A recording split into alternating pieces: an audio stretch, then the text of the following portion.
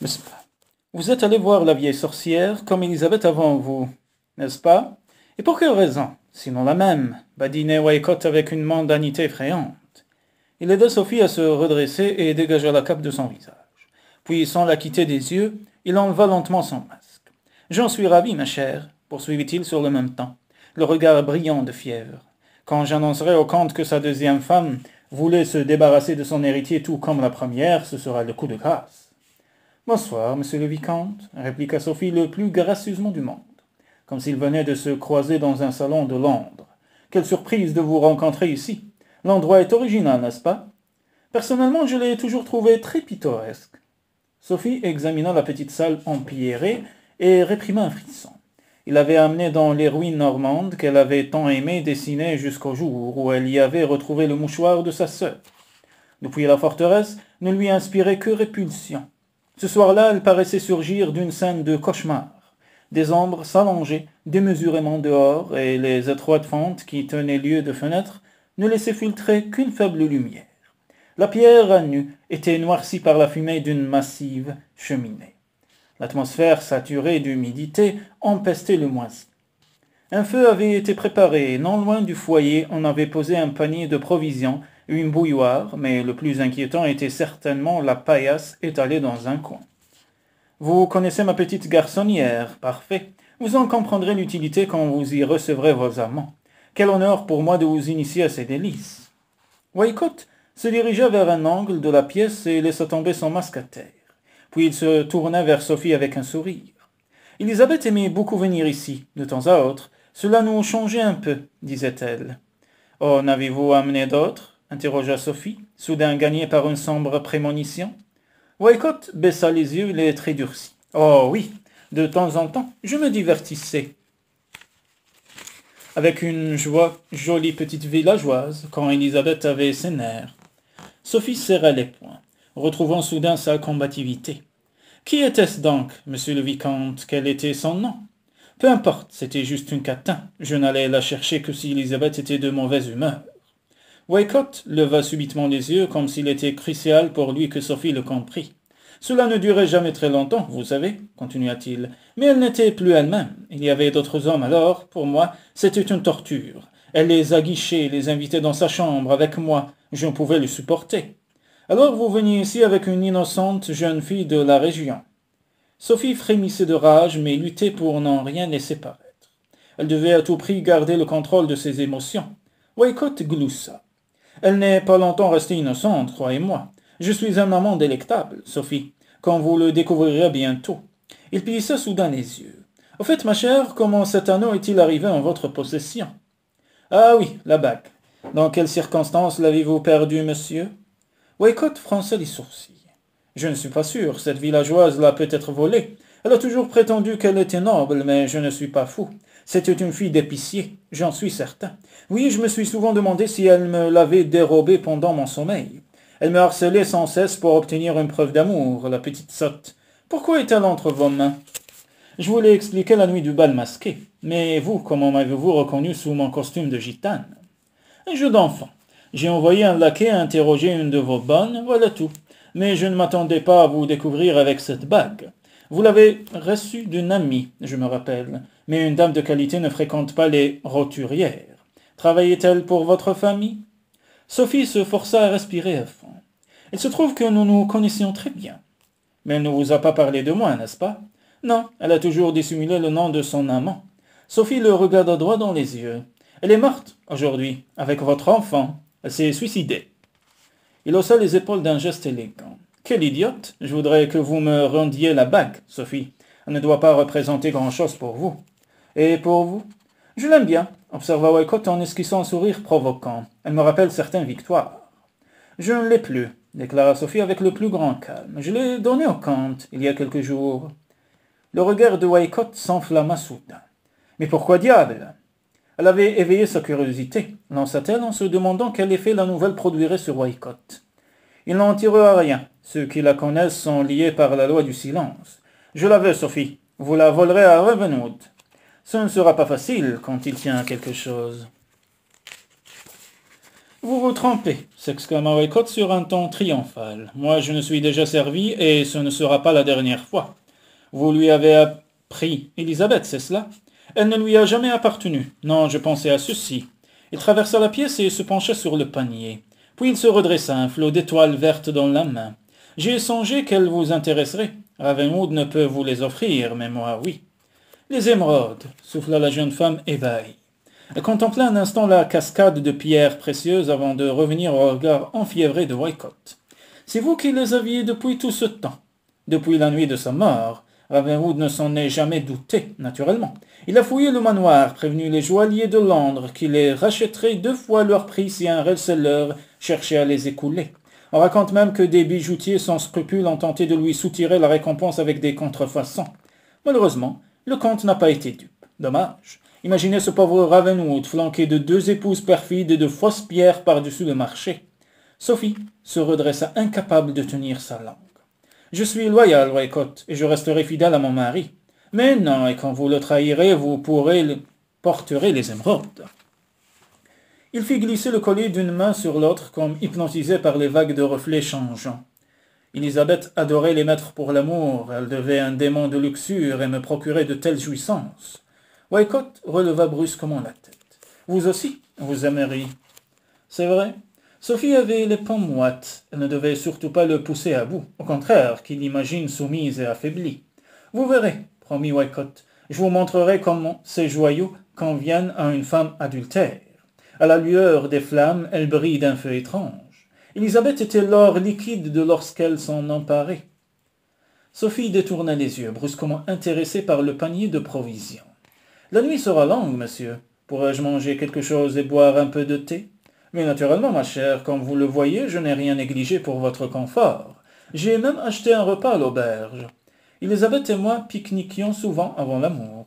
Je veux que tout soit pareil, tout. Je vois. Était-il aussi fou que la première comtesse, ou simplement déséquilibré par la jalousie et la douleur d'un amour perdu? De toute façon, il ne fallait pas le contrarier. Vous n'êtes pas aussi belle qu'Élisabeth, remarqua Wycott en l'examinant de près. Non, je m'en rends compte, elle était ravissante. Mais avec les émeraudes, vous rayonnerez comme elle, le moment venu. Il laissa retomber les joyaux dans le panier. À propos du repas, monsieur, persista Sophie, pourrais-je préparer un petit encas maintenant? Wycott passa la tête par la porte ouverte. La nuit tombe, n'est-ce pas? En effet. Je vais allumer un feu, déclara-t-il avec satisfaction, visiblement fier de son initiative. Excellente idée, monsieur le vicomte.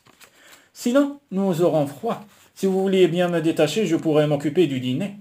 Coupez les liens, est-ce bien indiqué? Vous me filerez entre les doigts à la première occasion. Sophie baissa les yeux, l'image même de la lassitude. Je vous en prie, monsieur le vicomte, je ne souhaite rien d'autre que de mettre la bouilloire sur le feu pour un thé bien chaud. Il doit y avoir une solution. Sophie se raidit en voyant Wycott marcher vers elle. Mais quand il eut dénoué les cordes, elle ne battit pas un cil. Pas de mouvement brusque. Elle se permit seulement un soupir de soulagement. Merci, monsieur, murmura-t-elle docilement en se dirigeant vers la cheminée, un œil sur la porte. Passez vite, ma chère. Wycott s'agenouilla et lui saisit une cheville, fixant du même mouvement une ficelle à sa jambe. Puis il se releva, l'autre extrémité à la main. Vous voilà en laisse, comme une petite chienne. Vaquez maintenant, ce sera un plaisir d'être servi par la femme de Ravenwood. Sophie s'aventura vers le foyer d'un pas méfiant, craignant qu'il ne s'amuse à la faire tomber, mais il se contenta d'allumer le feu. Une fois que le bois se mit à flamber, il alla s'asseoir sur la paillasse, la corde à la main. Ignorant le regard qu'elle sentait poser sur elle, Sophie fouilla dans le panier. Ouf, la bouilloire était remplie d'eau. Les ombres de la nuit pesaient à présent sur la petite pièce où des courants d'air glacé s'engouffraient. Sophie effleura ses poches comme pour s'essuyer les mains. Où avait-elle rangé les herbes dont elle avait besoin? Soudain la ficelle claqua contre sa botte et elle sursauta. « Allons, il est temps de fermer la porte, » dit Wycott en se levant. « Je ne veux pas que vous attrapiez froid. »« Non, bien sûr, » murmura Sophie. Une vague d'angoisse l'oppressa soudain. Elle était prisonnière, fermant les yeux. Elle détourna le visage vers les flammes pour dissimuler sa peur. Il ne fallait pas céder à la terreur. Devant l'assassin de sa sœur, elle devait rester en possession de ses moyens. D'abord, elle s'enfuirait, ensuite seulement viendrait sa vengeance. « Auriez-vous des vapeurs, ma chère ?» Sophie rouvrit les yeux. « Un peu, monsieur. » Élisabeth n'aurait pas tremblé comme une biche aux abois, elle. Elle aurait savouré chaque seconde de ce petit jeu, au contraire, elle adorait les mises en scène. Sophie ne répliqua pas, concentrée sur le paquet de thé qu'elle avait trouvé avec les victuailles. Grâce aux amples plis de son amazone, le vicomte ne pouvait la voir fouiller dans ses poches. Il s'agissait de mélanger certaines feuilles, malheur, des violettes séchées. Elle s'était trompée. Pourquoi ne pas avoir vendu les émeraudes, lança-t-elle pour détourner l'attention du vicomte, tandis qu'elle rangeait vivement le sachet. Elle s'assit sur un tabouret placé devant le foyer et replongea la main dans ses provisions d'herbe, feignant d'arranger ses jupes. C'était voué à l'échec, comme je vous le disais. Trop de joailliers étaient à l'affût. Même pierre par pierre, c'était risqué. Elles sont d'une taille unique et facile à reconnaître. Mais en toute sincérité, Sophie, je n'avais nul désir de m'en débarrasser. Je comprends. Vous étiez content de les avoir dérobés au comte de Ravenwood. Elle ouvrit à tâtons une deuxième enveloppe et versa une pincée de poudre dans les feuilles de thé. Puis elle mit le tout à infuser. Vous avez de l'intuition, Sophie. C'est curieux, mais j'ai souvent l'impression que vous êtes la seule à me comprendre. Vous avez Ravenwood, quel gâchis, tout comme Élisabeth. Sophie couvait la théière des yeux, attendant avec nervosité le moment de servir. Le mélange serait sans doute amer. Elle devait trouver une solution pour ne pas éveiller les soupçons de Walcott. N'oubliez pas le pain et le fromage, Sophie, lança-t-il sèchement. Oui, bien sûr. Sophie se pencha au-dessus du panier et retira la miche de pain bis. Du sucre, une aubaine, elle saisit la petite boîte d'une main tremblante, effleurant les émeraudes au passage. Je n'ai pas de couteau pour découper les tranches, monsieur. Je ne suis pas stupide à ce point. Brisez le pain quand vous pourrez. Tête baissée, elle s'exécuta. Puis elle disposa les toasts et les morceaux de fromage sur une assiette. Enfin, elle versa le breuvage brûlant dans leur tasse. C'est prêt, monsieur le vicomte. Souhaitez-vous manger près du feu? Apportez le repas ici, et servez-moi comme si j'étais votre mari. Imaginons que nous sommes dans un petit salon du château. Déployez vos talents d'hôtesse. Fournissant un gros effort sur elle-même, Sophie lui obéit. Je crains d'avoir trop sucré le thé, expliqua-t-elle en lui présentant sa tasse. J'espère que vous l'apprécieriez tout de même. Je l'aime très doux, murmura-t-il avec un regard suggestif. Asseyez-vous et partagez mon repas, ma chère. Vous aurez besoin de toutes vos forces. J'ai de grands projets pour cette nuit. Sophie s'installa à l'autre bout de la paillasse. Dites-moi, monsieur le vicomte, ne redoutez-vous pas la vengeance de mon mari quand il découvrira que vous m'avez enlevé? Il ne réagira pas. Personne n'oserait tricher contre lui aux cartes ou en affaires. Mais chacun sait que Ravenwood ne lèvera plus le petit doigt pour une femme. Il n'y a aucun doute là-dessus. Il avala une gorgée avec une grimace. Ce thé est un peu fort. Sophie ferma les yeux un instant. C'est ainsi que je le prépare pour le comte. Ah bon? Alors dans ce cas, je le boirai. Mais mon mari s'est battu en duel pour Élisabeth, non? 2 fois même, d'après la légende, mais c'était au début de leur mariage, quand il nourrissait encore quelques illusions sur sa vertu. Ensuite, il a compris qu'elle était indomptable et qu'il ne pourrait intimider toute la gente masculine de l'Angleterre, si bien qu'il a abandonné toute velléité de venger son honneur pour une femme. Je vois. C'est à cause de moi qu'il ne vous provoquerait pas. Pourquoi en prendrait-il la peine puisqu'il n'a pas défendu Élisabeth? Sophie sentit une incertitude poindre au milieu de la fanfaronnade. Walcott cherchait à se convaincre tout autant qu'elle. Vous soulevez un point digne d'intérêt, monsieur. Pourquoi en effet? Vous n'arrivez pas à la cheville d'Élisabeth. Nous en sommes déjà convenus, acquiesça Sophie, l'estomac noué en le regardant siroter le breuvage. Il buvait machinalement, perdu dans ses souvenirs. Vous ne possédez ni son charme, ni son élégance. Exact. Il ne peut ressentir pour vous le même désir que pour elle. Non, il ne verra pas l'intérêt de m'envoyer ses témoins. Mais peut-être vous assassinerait-elle quand il découvrira le poteau rose, tout comme il a tué Élisabeth, ajouta Walcott avec un sourire. Oui, c'est même très probable. Sophie garda le silence jusqu'à ce que son geôlier ait vidé sa tasse. La sienne, demeurée intacte, lui réchauffait les pans. Ce thé était excellent, ma chère. Maintenant, je voudrais un peu de pain et de fromage. Servez-moi. Oui, monsieur, obtempéra Sophie en se redressant. Mais d'abord, vous allez vous déshabiller et parer votre joli cou avec les émeraudes. Sophie s'immobilisa. Scrutant le visage du vicomte, aucun signe de somnolence pour le moment. Je n'ai nulle intention de me dénuder pour vous. Un revolver à crosse nacrée surgit soudain dans la main de Walcott. Peu importe, répliqua-t-il avec un sourire enfiévré. Vous allez m'obéir et suivre scrupuleusement mes instructions afin d'imiter Élisabeth en tout point. Je vous apprendrai à ouvrir les cuisses pour moi, madame. Vous êtes aussi dément qu'elle, chuchota Sophie. Elle s'éloigna d'un pas vers le feu et, observant que Wycott restait sans réaction, recula plus loin. Il la laissa mettre toute la longueur de la pièce entre eux, puis tira brutalement sur la corde. Sophie s'effondra sur les dalles avec un cri. Relevant prudemment la tête, elle jeta un coup d'œil terrifié à Wycott. Il souriait toujours, mais son regard devenait plus fixe. « Devenez mon esclave, Sophie, ou bien vous souffrirez. » Elle s'assit avec précaution. Tout comme Élisabeth près de l'étang. Ce n'est pas Ravenwood qui l'a tué, n'est-ce pas? Allez-vous m'assassiner aussi? De quoi parlez-vous? Je ne lui ai rien fait. Ravenwood est coupable, je vous l'ai déjà dit. C'est ce dont vous souhaitez vous convaincre, pour oublier que vous avez noyé la femme que vous aimiez. Vous l'avez suivie chez la vieille Bess et vous l'attendiez à l'étang. Quand vous avez compris ses intentions, vous êtes devenu fou de rage. Wycott se leva en titubant, le visage déformé par un rictus. Elle était allée voir la sorcière pour avorter, tout comme vous aujourd'hui. C'était votre bébé qu'elle portait, n'est-ce pas? Oui, elle m'a poussé à bout. Elle m'a jeté à la figure qu'elle ne voulait pas d'enfant, ni du comte ni de moi. Wycott avança vers Sophie, agitant son arme avec des gestes désordonnés. Mais elle avait toujours prétendu m'aimer. Comment pouvait-elle refuser mon enfant? Élisabeth était incapable d'affection. Elle n'avait épousé Ravenwood que pour son titre et sa fortune. Sophie rampa hors de portée, n'osant se redresser de peur que Wycott ne tire sur la laisse.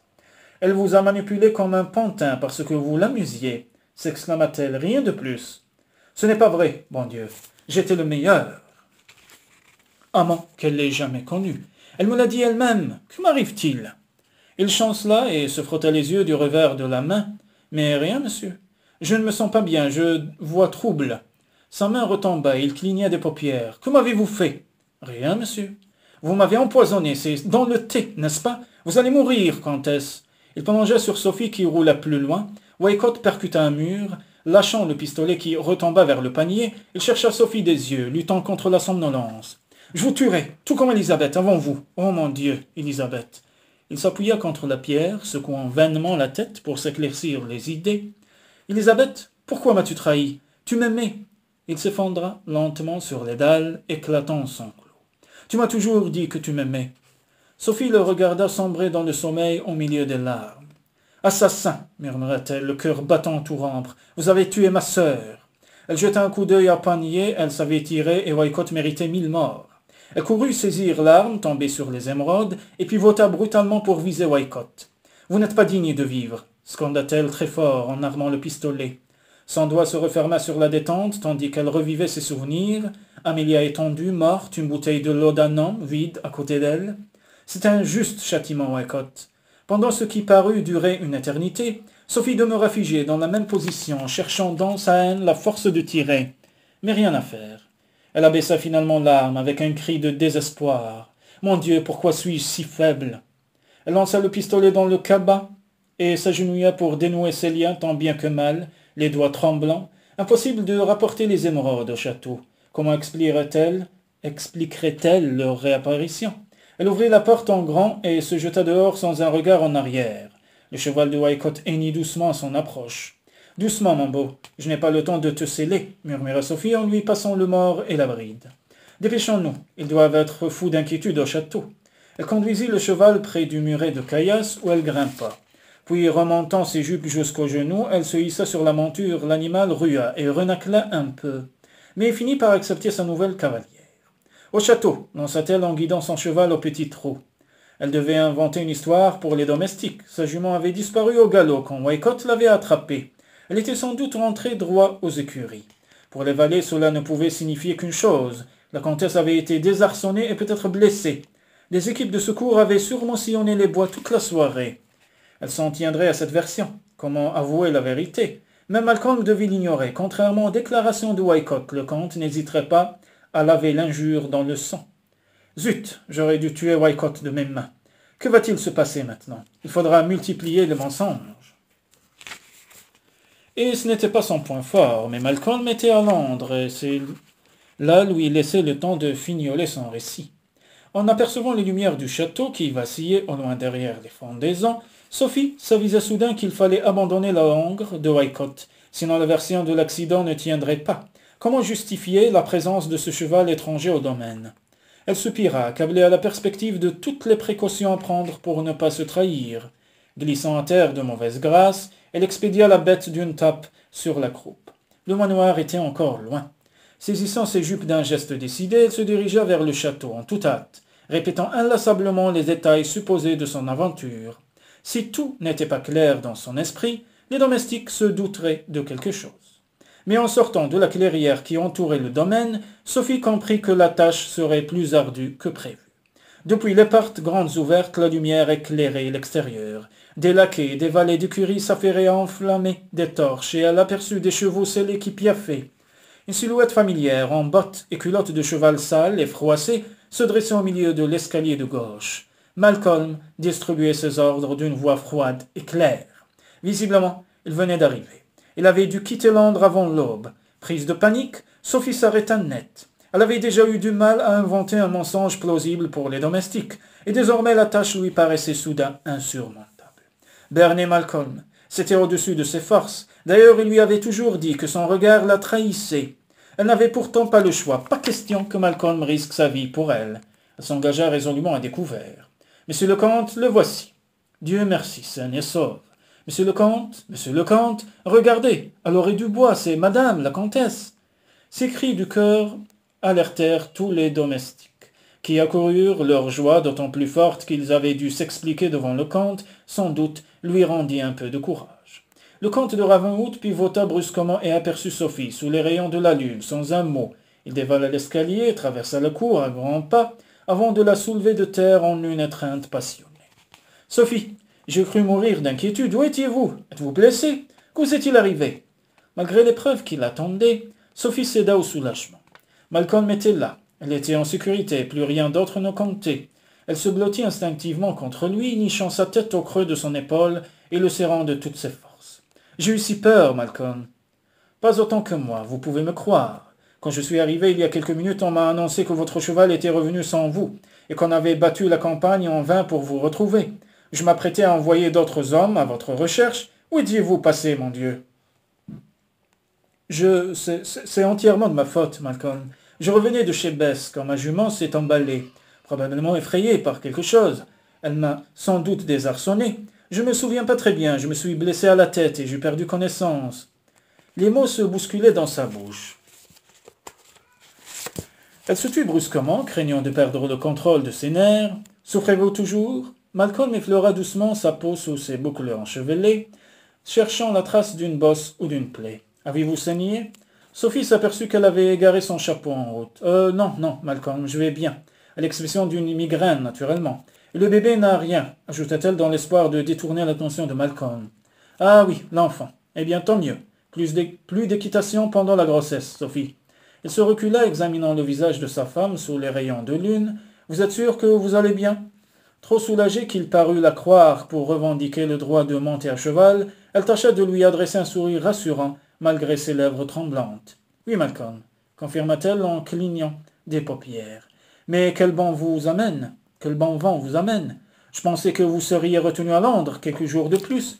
Nous avez-vous fait prévenir? Nous n'avons pas reçu de message. » Malcolm l'étudia un long moment, puis lui prit la main pour la ramener vers les domestiques qui attendaient toujours. « J'ai dû changer mes plans à la dernière minute. Venez, Sophie, je vous laisse à votre camériste pour un bain chaud et une collation. Quand vous vous sentirez mieux, nous pourrons parler. » « Mais de quoi ? » « Eh bien, de ce qui s'est véritablement passé, Sophie. »